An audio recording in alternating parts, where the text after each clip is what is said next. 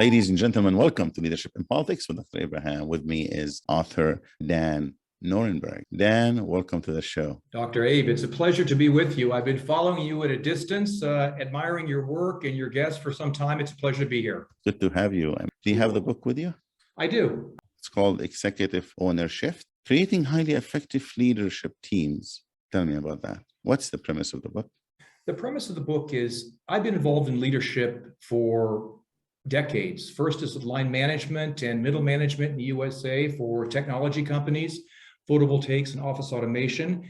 And when I came to Europe many years ago, not speaking a word of German, not having any work papers, not knowing a single soul, I had to do something to set myself up. And so I set myself up as a consultant, which became leadership. And over the course of many years, I was attracted to high performance leadership, which ultimately leads to the executive suite. So my work now is supporting executive and strategic leadership teams to help them play at their best. And you wrote this book to make the reason you wrote it. Yeah, I mean, when I first came over here, I spent 3 years with the Siemens organization and in their executive development group as a freelance consultant. Then I founded my own corporation. It was a leadership boutique that I ran for 25 years called Envision Learning, primarily working in talent management, the middle part of the organization, first-time leaders, team leaders. From time to time, Abe, somebody from the executive suite, usually the senior vice president of HR or the executive assistant, came to me and said, could you take a look at our senior leadership team? They're struggling and they need some help. And I said, well, I'd be happy to give them a hand and take a look at it. And they sort of put their hand on my elbow and say, well, don't get your hopes up. They've already looked at 4 other consultants so far this year. But what I saw, and maybe this matches your observations, but when I stepped into the executive suite, what I recognized was people that were highly talented, highly ambitious. They knew their business area very, very well.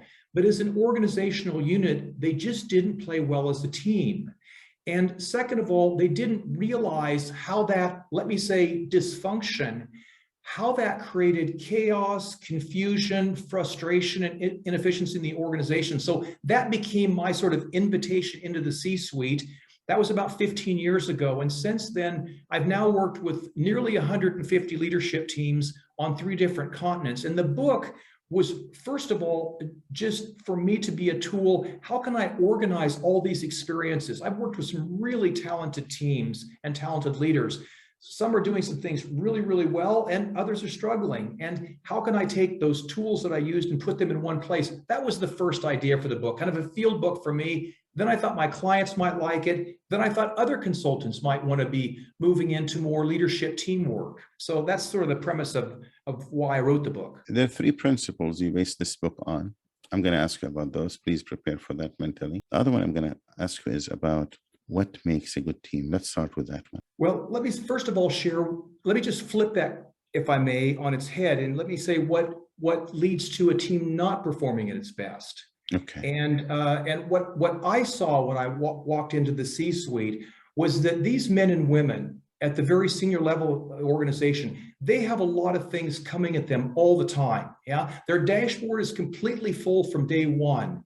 And so they often think, we don't have time to work on our own issues. We sort of jump into the organization and do organizational firefighting. So one of the principles of those top 3 principles is what I call the Lincoln Law. And Abraham Lincoln, who you share a name with, said the way to improvement is through oneself. Some people call it the oxygen mask rule. So on every airline, on every flight to every destination, they say, put the mask on yourself first before you can help another. And so often in these senior leadership teams, they don't have a systematic approach for continuous improvement for their leadership team. Now, in my book, if you're a member of the senior leadership team of an organization and you don't have a plan for continuous improvement for the team that you're a part of, how can you possibly drive continuous improvement over an entire organization? So that's one of the premises why teams don't play at their best. Teams that do perform well have a system in which they drive continuous improvement in their meetings, in their strategy, in the way they give feedback to each other, in the way they check whether their vision is still resilient and compelling for the rest of the group. So those are some of the checkpoints that I'm looking for. Now, we know one thing for sure. You mentioned, I was thinking about it as you're talking, continuing learning is part of the game for a leader, regardless. To improve, you must continue learning. So this way, at least you understand the latest trend, you know exactly what's happening. So when you share with your either staff, followers, employees, you know exactly what you're really talking about. So continuing learning is one of them. Yeah. How does the continuing learning really affect the team? Take me into the makeup of a good team, if we may. Yeah. And first of all, let me just say, one of the things I admire about you is your thirst for continual learning. That's why I'm drawn to you. That's why I watch you, because you are one of the best examples that I've ever met of somebody who's continually trying to learn. And I'd like to think that I'm in the same light. So this really comes to, it's even a short story of how I opened the book. And it's a story about vulnerability. And I was a young boy, and these football players would come over to our house when I was growing up. These were big monsters of men, at least I thought at that time. And they'd come in to see my dad, who was the head football coach. And then afterwards I'd say, well, Dad, who was that? He looked really in sad shape, you know, crying and broken down and slumped shoulders. And Dad would say, well, that was so-and-so. And I said, that's the guy that was your all-state quarterback. He was the star of the football team. He doesn't look in such good shape now. And my dad said, you know, life gives us sometimes things that we just can't handle. And some people run from it. Some people drown it and drink. And other people simply say, I need help. And it took me years before I understood that there's strength in being able to share your weakness.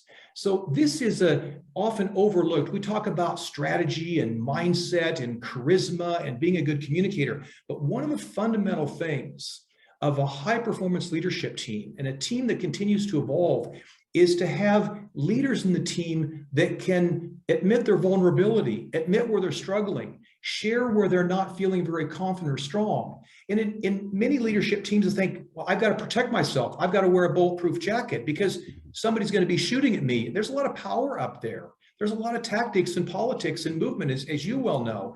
And so one of the real keys, which was really a surprise for me, but I saw this constantly over dozens, if not hundreds of leadership teams, that the ability to be vulnerable, to express where you were struggling, was a major factor in teams being able to develop what I call resilient relationships and grow together. Actually, the more vulnerable you are, the more people are going to give you help. Come as arrogant and you know it all, they're going to stay away from you. Yeah. But if you say, I need help, they're going to, at least that's in my observation experience. Yes. And, you know, if you're a senior leader, I mean, obviously in the organization, people want to emulate, they want to follow the leader who's at the very top. So if I'm a man or a woman and I don't want to disclose where I'm struggling and I try to put on a sort of act like I know everything, this facade, then nobody wants to follow a fake. It takes a lot of energy for that leader to fake it, if you will. And it takes a lot of energy for the people to try to navigate what's really going. But when a leader says, gosh, I'm really struggling here, I don't really know what to do, we're going to get through this. We're going to get through this together. I've seen that's been tipping point moments in some of the leadership offsites that I've done. Totally transformed the atmosphere. How can we give it to someone who doesn't believe in being vulnerable and being humble? But let's give them some guidance. So they have weakness. There's certain things they can do, and they can't because they don't want to, is because they don't know how to do it. What can we tell them as an advice here for educational purposes? They can seek professional advice. What can we tell them to do? Seek the feedback, which I'm giving it, to see the feedback of their employees. So this way they will gain the knowledge and make the decision. Yeah. Well, that's a great question. And, you know, most of what we do, a lot of what we do, we learn through vicarious learning. We've learned it through a parent or a coach or someone. So if someone's not sharing their vulnerability, for example, it could be for a reason that's just maybe some imprinting that they got in an earlier point in life. But I would probably explore with them who are other people they admire, that they look up to, that they respect. That could be in sports, that could have been a professor, that could be a teacher, that could be someone in their church. I'd ask them to sort of create a little gallery of people that they admire and respect and who inspires them. And then I'd go one by one to those people and simply ask, you know, do you think those people are perfect? Did you ever notice anything about them? And to what degree did they try to pretend that they were perfect? Generally speaking, I won't say generally, specifically speaking, when we ask people to name the leaders that they most admire, there may be a number of different categories, but a category that is the common denominator of most people's best or favored leaders is that characteristic of authenticity. And authenticity is closely tied to vulnerability. Yeah, if you're authentic, you're vulnerable. Actually, you express it more. If a leader or anyone picks up this book, what are they going to learn from it? Let me take one step back, because I think it's important to set the stage for the book. Because really, if we look at at least my experience working with leaders, and if we look at the statistics, only 1 in 5 executives say that they're part of a high performance leadership team. And 70% of executives say that the leadership team they're a part of doesn't really add any value to what they do. 60% of executives say that trust is an issue in their team. I mean, these are really well-known statistics for those of us that are really deep into leadership teams. So there is, let's say, an opportunity for improvement at the top. And this book is designed to help teams identify very quickly areas that they might be struggling in that maybe they never really thought they could address because of taboos. So it helps hit the nail on the head about issues where they might be struggling, such as in relationships or communication or strategy. And then I provide some tools and some insights to help them quickly accelerate out of that. One of my beliefs is that leaders, if they're given the time and the framework and the tools, they can solve their own challenges. I don't think we should rob leaders from creating their own breakthroughs. And so often, and without taking a swing at some of the large consultancy practices that come in with legions and legions of consultants to do turnkey changes and then leave it for the managers and leaders to sort of operate it, I believe there's a lot more sustainability and a lot more profound and breakthrough change when we let leaders change their own business, because then they own it. And ownership is sustainable. And that's why I came up with this executive ownership as a title. If we've created the mess, let these people work through the mess, maybe with some appropriate interventions from the outside, but let's let them create their own breakthrough. So break down or add on to what you just said. When we said executive ownership, give me, what is it? What is that ownership we're talking about? Executive means at the highest level. That could either be hierarchical or it could be something very personal. Ownership is the deepest form of engagement. We have responsibility, accountability, then there's ownership. That's the deepest form. And the shift, I selected shift because this is not about a complete makeover. Every leadership team that I work with are doing many things very, very well. Nobody's completely broken. So my work is to help leadership teams recognize the small shifts that they need to make personally and as an organizational unit to create the profound breakthroughs for their organization. It's like a combination lock. If you have one of those combination locks, which are real popular in the US, and you go 12 and you go 18 and you go 23, you can't open the lock. But if you go 24, click, it pops open. So my work is just sort of reflecting back to leadership teams, what's really happening. I sit in on a lot of executive meetings. What's happening there?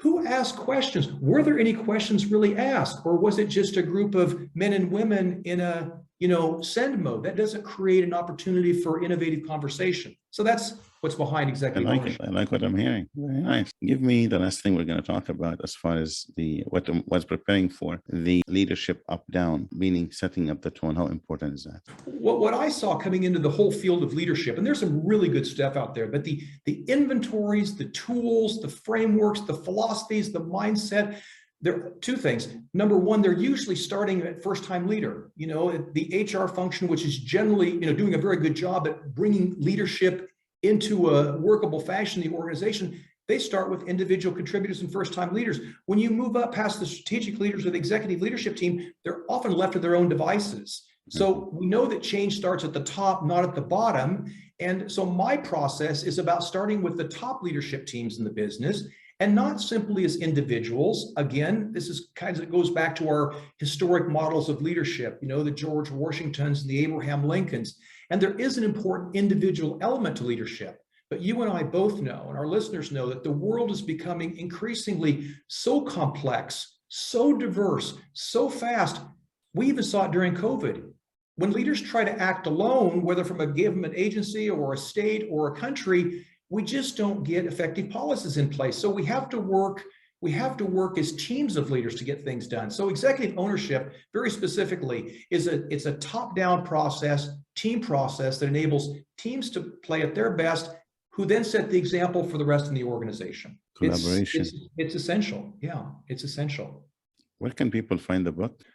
Well, you can find it just about anywhere. This will tell you a little bit about my passion, and my heart is also with the small bookstores. So if you go into any small bookstore in your neighborhood, in just about any country, and say, I'd like to get a copy of Dan Norenberg's Executive Ownershift, they'll have that book for you in a couple of days. Now, you can also get it through all the conventional online stores, but our small bookstores are struggling today, and you'd be doing them a favor and me a favor, and also yourself a favor if you picked up a book from a local bookstore. Bookstore, nice, very nicely put together. I like your mission on that, to reserve those gems in our communities, those bookstores. Anything else you want to add?